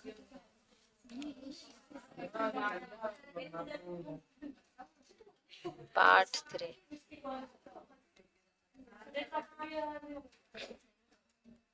बच्चों आ जाओ डॉक्ट्रिन ऑफ लिस्पेंडिस में। पहुंच गए सब? इसमें क्या होता है देखो, तुम दोनों अभी आए हो, नया डॉक्ट्रिन, हमने डॉक्ट्रिन स्टार्ट की, लास्ट डॉक्ट्रिन है, नया चालू करे, बाकी सारे रीड करोगे तो समझ आ जाएगा, पूछ लेना डाउट्स। ठीक है, देखो डॉक्ट्रिन ऑफ लिस्पेंडिस में क्या है कि अगर कोई लिटिगेशन पेंडिंग है आपका उस प्रॉपर्टी से तो आप ट्रांसफर नहीं कर सकते, पर अगर कर देते हो तो कोर्ट जिसके फेवर में ऑर्डर पास करेगा प्रॉपर्टी उसकी हो जाएगी। हमको मतलब नहीं है तुमने किसी को भी ट्रांसफर, कितने बड़े आदमी को दी, अपने फैमिली में किसी को दी, किसी और ही बाहर को दी, जिसके फेवर में ऑर्डर आएगा उसको वो प्रॉपर्टी मिल जाएगी। Lis means dispute, lis pendens means pending suit action और पेटिशन और द लाइक. तो लिस पेंडिस, लिस यानी कोई डिस्प्यूट पेंडिंग है. अब incorporates the doctrine of lis pendens. It states during the pendency of a suit in a court of law, the property which is subject to litigation cannot be transferred. हमने देखा पहले आप कोई भी property transfer नहीं कर सकते जो ऑलरेडी डिस्प्यूटेड प्रॉपर्टी है. When we say that the property can not be transferred, what we mean in the contest is the property may be transferred but this transfer is subject to the rights that are created by the court's decree. आप चाहो तो transfer कर दो लेकिन सब कुछ depend करेगा court के ऑर्डर पे. For example A B are litigating in a court over a property X. During the pendency of the suit, A transfers the property X to C. The suit ends in B's favor. Here, C, who obtained the property during the time of litigation, cannot claim the property. He is bound by decree of the court wherein B has been given the property. ठीक है, क्या बोला मैंने? ए और B के बीच में case चल रहा है प्रॉपर्टी एक्स को लेके. ए ने क्या किया, पहले ही ट्रांसफर कर दी सी को. कोर्ट ने क्या बोला, प्रॉपर्टी किसके फेवर में, बी के फेवर में. सी को झक मार के प्रॉपर्टी बी को वापस देनी पड़ेगी. क्यों? क्योंकि कोर्ट ने बोला है प्रॉपर्टी किसकी है, बी की है. ओके इसमें कुछ कंडीशंस है जो हमें पूरी करनी है. पहली, there must be a suit और proceeding in the court of a competent jurisdiction. मतलब डॉक्ट्रिन ऑफ लिस पेंडेंस में आना है. अगर आपको ये बोल के कि प्रॉपर्टी मेरी है, कोर्ट का ऑर्डर आना चाहिए, तो भैया पहले दिखाओ कि सूट है आपका, ऑलरेडी एक चल रहा था. ठीक है, द सूट और प्रोसीडिंग मस्ट नॉट बी कलर्सिव. मतलब जो सूट और प्रोसीडिंग्स है वो जेन्युइन होना चाहिए, अनलॉफुल नहीं होना चाहिए. The litigation must be one in which the right to immovable property is directly or specifically in question की प्रॉपर्टी किसकी है वही मुद्दा होना चाहिए. There must be the transfer of और the otherwise dealing with the property in dispute by any party to the litigation. अब जो दो पार्टीज हैं टू द लिटिगेशन, उनने क्या किया, एक प्रॉपर्टी किसी और पर्सन को ट्रांसफर कर दी. ये भी लिस पेंडेंस का एक पॉइंट है.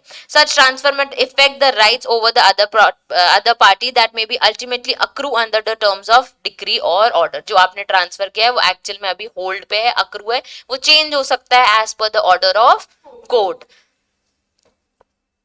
तो हमने क्या, सबसे पहले सूट होना चाहिए, वो अनलॉफुल नहीं होना चाहिए, मतलब कलसिव नहीं होना चाहिए. फिर इमूवेबल प्रॉपर्टीज को राइट के लेके कि कौन इसका ओनर है वो चीज का मुद्दा होना चाहिए कोर्ट में. और फिर आपने एक्चुअल में किसी और डील पे भी एक बार एक्सरसाइज कर दिया उस प्रॉपर्टी को लेके कि मैं ही ओनर हूं. और फिर लास्ट की भाई वो जो डील की है वो अक्रू है as per the courts order. अब इसमें वर्ड्स तुम लोग को बस लग रहे होंगे थोड़े लीगल टर्म्स हैं, जब घर जाके पढ़ोगे समझ सब आ जाएगा, पर याद होने में प्रॉब्लम होगा. पर यही पॉइंटर्स याद करने हैं. Second last point, there must be a transfer. मतलब ए ने क्या किया था, सी को दे दिया था ना, ये वही पॉइंट है कि there must be a transfer of और otherwise dealing with the property in dispute by any party to litigation. तो ए और बी कहीं और जाके डील कर रहे हैं इस प्रॉपर्टी को लेके, ठीक है, या फिर ट्रांसफर कर दे रहे हैं कि भाई मेरे ही पास ओनरशिप आएगी, डील पक्की, कंसिडरेशन दे दे. या तो बोल रहे ट्रांसफर ही कर ले, मेरे ही पास आएगी, पर एक्चुअल में बी के फेवर में आई तो प्रॉपर्टी उसको मिलेगी. तो वो जो डील हुई है ना आपकी, सच ट्रांसफर फिर लिखा है ना, जो ऊपर आप ट्रांसफर कर रहे हो, such transfer must effect the rights of the other party that may be ultimately accrue under the terms of decree और order. Affect the rights of the other party यानी राइट्स ऑफ द सी. ठीक है, सी के rights affect होंगे ultimately, क्योंकि एक order से आपका राइट रुक रहा है, आपको वो प्रॉपर्टी नहीं मिल सकती, हो सकता है ऐसा. ठीक है, अगर अगर ए के फेवर में ही आता तो वो ट्रांसफर वैलिड हो जाता, कोई मुद्दा ही नहीं है फिर. ठीक है,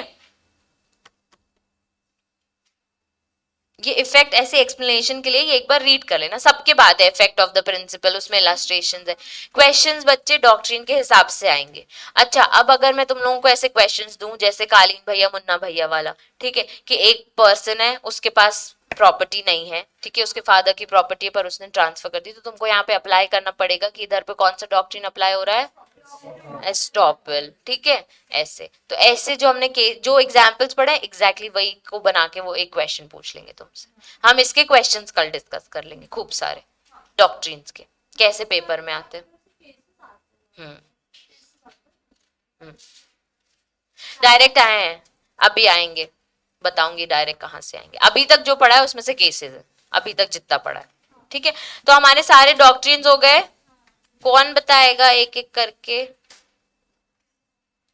सिर्फ मीनिंग बता दो वर्ड्स, फिर जब रिवीजन हो जाएगा तब.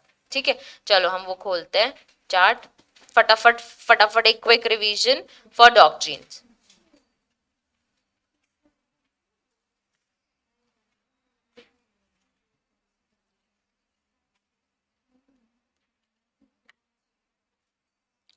डॉक्ट्रिन ऑफ इलेक्शन यानी कि मैं जिससे पूछू वो डॉक्ट्रिन ऑफ इलेक्शन जिया बताएगी। चॉइस रहती है कि या तो ये प्रॉपर्टी दो या तो नहीं। एग्जांपल हाँ एग्जाम्पल देता हूँ, परफेक्ट। एक एग्जांपल है इसमें पैडी फील्ड और हाउस वाला, तो या तो हाउस दो या तो पैडी। नहीं। हाँ बताओ।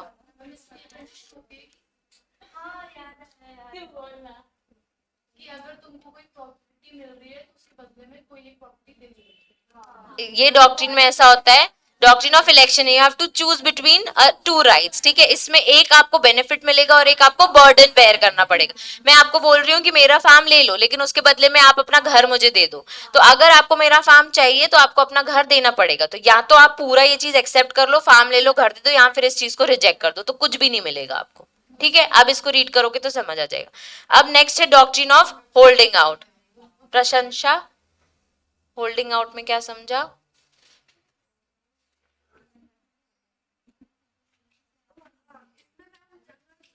मतलब जो प्रॉपर्टी का रियल ओनर होता है वो कंसर्न होती कि आप उसका कोई ट्रांसफर कर दो प्रॉपर्टी। किसको कंसेंट है?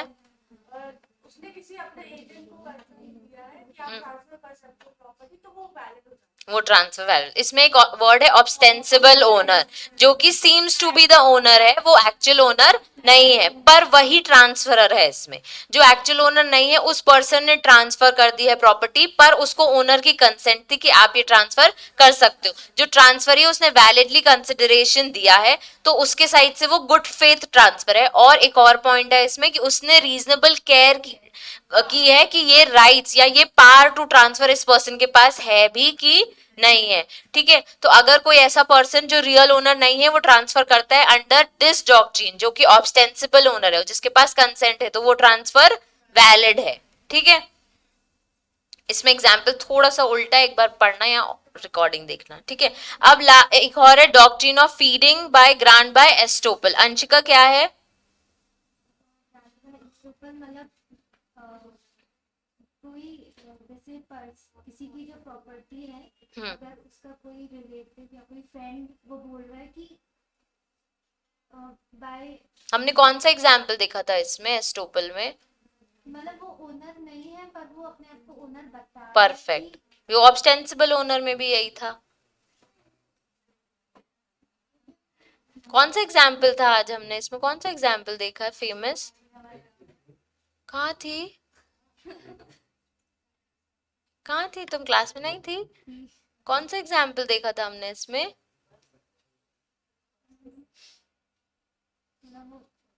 सब फोटो खींच रहे थे उस एग्जाम्पल की। हाँ तो बताओ। उसमें वो जो उसका बेटा था, नाम याद है उन लोगों के? ABC बोल दो या नाम बोल दो, चलो वो एग्जाम्पल बताओ। जैसे फादर थे तो पीयूष का बेटा था, तो वो अपने किसी फ्रेंड को बोल रहा था कि प्रॉपर्टी तो मेरी है, तो वो उसने उसको ट्रांसफर कर दी थी और कंसिडरेशन ले लिया था, ठीक है। तो जब वो जो प्रॉपर्टी जब उसके एक के डेथ होने के बाद उसके पास जब आएगी, तब उसको वो प्रॉपर्टी ट्रांसफर करनी पड़ेगी। Very good. इसमें हमने देखा था कि एक फादर के पास प्रॉपर्टीज हैं 3, ठीक है। कालीन भैया हैं, कालीन भैया के पास फार्म है, हाउस है, फैक्ट्री है। अब मुन्ना भैया जो उनके बेटे हैं वो अपने बेस्ट फ्रेंड कंपाउंडर को बोलते हैं फैक्ट्री मेरी है, तू मुझसे ले ले, मैं तेरे को आज फैक्ट्री बेचता हूँ और उसके बदले मेरे से उससे कंसिडरेशन ले लिया जाता है। इसमें सारी कंडीशंस कवर होंगी, ठीक है। एक पर्सन जो ओनर नहीं है, फ्रॉडुलेंटली एरनेसली अपने आप को ओनर बताते हैं, वो है मुन्ना भैया। अब वो प्रॉपर्टी क्या कर रहे हैं, अपने फ्रेंड को या अपने किसी थर्ड पर्सन को प्रॉपर्टी ट्रांसफर कर रहे हैं वैलिडली और कंसिडरेशन ले रहे हैं। जो ट्रांसफरी है उसको क्या लग रहा है, हाँ इसी की प्रॉपर्टी है, ये तो बोल रहा है, और ये फैक्ट्री इसके पापा की है, मैंने देखा है और मैंने गुड फेथ में इसको कंसिडरेशन दे दिया है। अब जब वो पर्सन फैक्ट्री में जाके बैठता है तो कालीन भैया आके उसको गोली से उड़ा देते हैं कि इस प्रॉपर्टी के ओनर तो मैं हूं, तुम कैसे आ गए भैया। तो अब वो बच जाता है उस गोली से। तो जब भी वो कॉन्ट्रैक्ट कैंसिल नहीं करता है कि ठीक है भैया कोई नहीं, तो जब कालीन भैया चले जाते हैं, प्रॉपर्टी फाइनली मुन्ना भैया के पास आ जाती है। तो प्रॉपर्टी अल्टीमेटली किसको जानी चाहिए? कंपाउंडर को, जिसने पर्सन ने कॉन्ट्रैक्ट किया था, वैलिडली कंसिडरेशन दिया था और वो कॉन्ट्रैक्ट कैंसिल नहीं करता है, मतलब वो रिस्काइंड नहीं करता है कॉन्ट्रैक्ट को, तो अल्टीमेट ट्रांसफर उस पर्सन को चला जाएगा। ठीक है। निशिका, डॉक्ट्रिन ऑफ लिस्पेंडिस क्या है?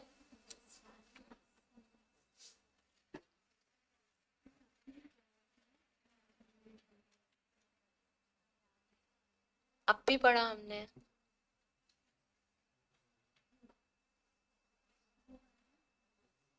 लिस का मतलब क्या होता है?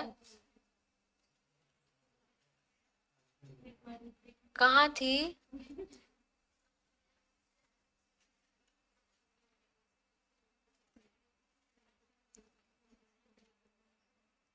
बस इससे ज्यादा नहीं देखने दूंगी।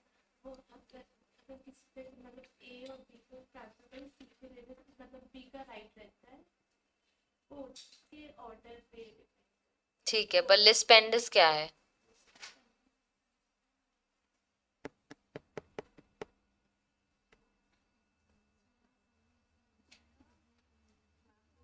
Lis pendens pending suit. ठीक है, अगर आपका कोई पेंडिंग सूट है तो आप वो प्रॉपर्टी ट्रांसफर नहीं कर सकते, डिस्प्यूटेड प्रॉपर्टी आप ट्रांसफर नहीं कर सकते। पर अगर आप करते हो तो वो डिपेंड करता है कोर्ट के ऑर्डर पे। ठीक है, तो वैलिडली अगर किसी ने एक ट्रांसफर कर भी दिया है तो वो उसका राइट अक्रूड है जब तक कोर्ट का ऑर्डर आ नहीं जाता। और एक हमने देखा डॉक्ट्रिन ऑफ पार्ट परफॉर्मेंस और फ्रॉडलेंट ट्रांसफर। दिशा, क्या होता है पार्ट परफॉर्मेंस?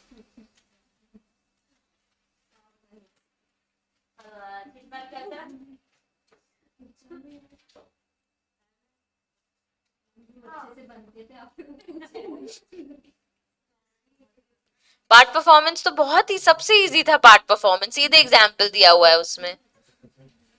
हाँ हाँ हाँ हाँ हाँ, तुमसे जब पूछा जल्द। हमारा रजिस्ट्रेशन नहीं होता है और अगर प्रॉपर्टी अगर दे दी है और क्या क्या कंडीशंस हैं? प्रॉपर्टी दे दी और पहले कोर्ट से मतलब वो करवाना पड़ेगा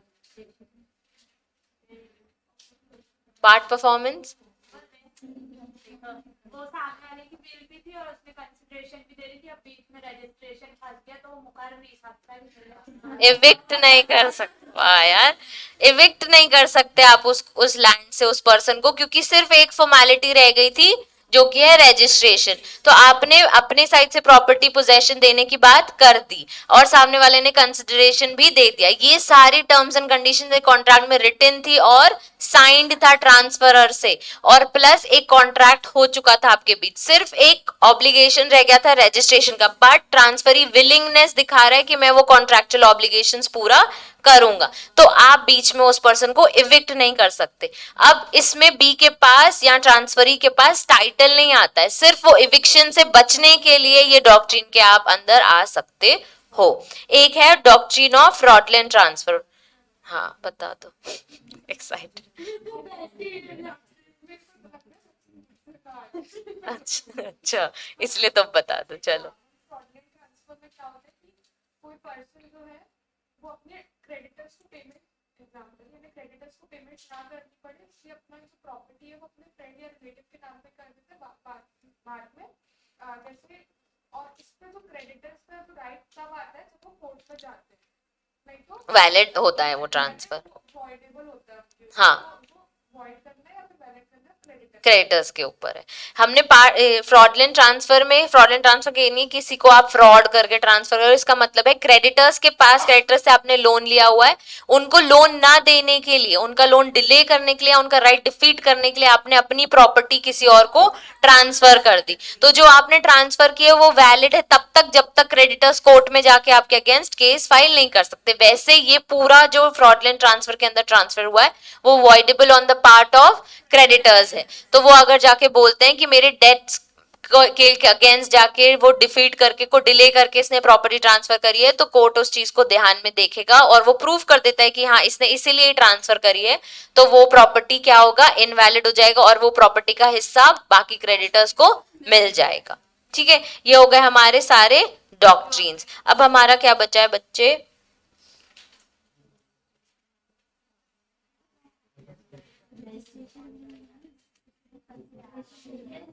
चलो एक है रूल ऑफ परपेचुटी, बस आई गेस यही बचा है बीच का एक पॉइंट। हाँ मैं सिर्फ बता दे रही हूँ, बहुत इजी है। देखो रूल ऑफ परपेचुटी मतलब सबको पता है ना क्या होता है? होता जाएगा, जनरेशन टू जनरेशन हम देखते हैं ना ट्रांसफर होगा। इसमें बस बोला है ए ने प्रॉपर्टी ट्रांसफर करनी है बी को, तो बी के मरने के बाद ट्रांसफर हो जाएगी। ए के मरने के बाद किसको हो जाएगी? बी को। बी के मरने के बाद सी को, सी के मरने के बाद डी को, ई को। ये सब मेजर होने चाहिए, ठीक है, ये सब मेजर होने चाहिए। अब इसमें हम कल पढ़ेंगे बीच में अगर अनबॉर्न पर्सन को प्रॉपर्टी ट्रांसफर कर दी तो, या वो माइनर है तो क्या होगा, ठीक है। तो अनबॉर्न पढ़ के आना सब हमने जो पढ़ा है, ट्रांसफर टू अनबॉर्न। फिर हमारे सब वो सारे ट्रांसफर चालू हो जाएंगे, ये वाले gift, sale, exchange, mortgage, lease और लाइसेंस, ये सब में डायरेक्ट क्वेश्चंस आते हैं, ठीक है। सेल का अलग से एक एक्ट है हमारे पास, sales of goods and gift हम पढ़ लेंगे, एक्सचेंज, मॉर्टगेज, लीज, लाइसेंस, इन सब से डायरेक्ट और इनके डिफरेंसेस फंसते हैं, ठीक है, टाइप्स और ये सब।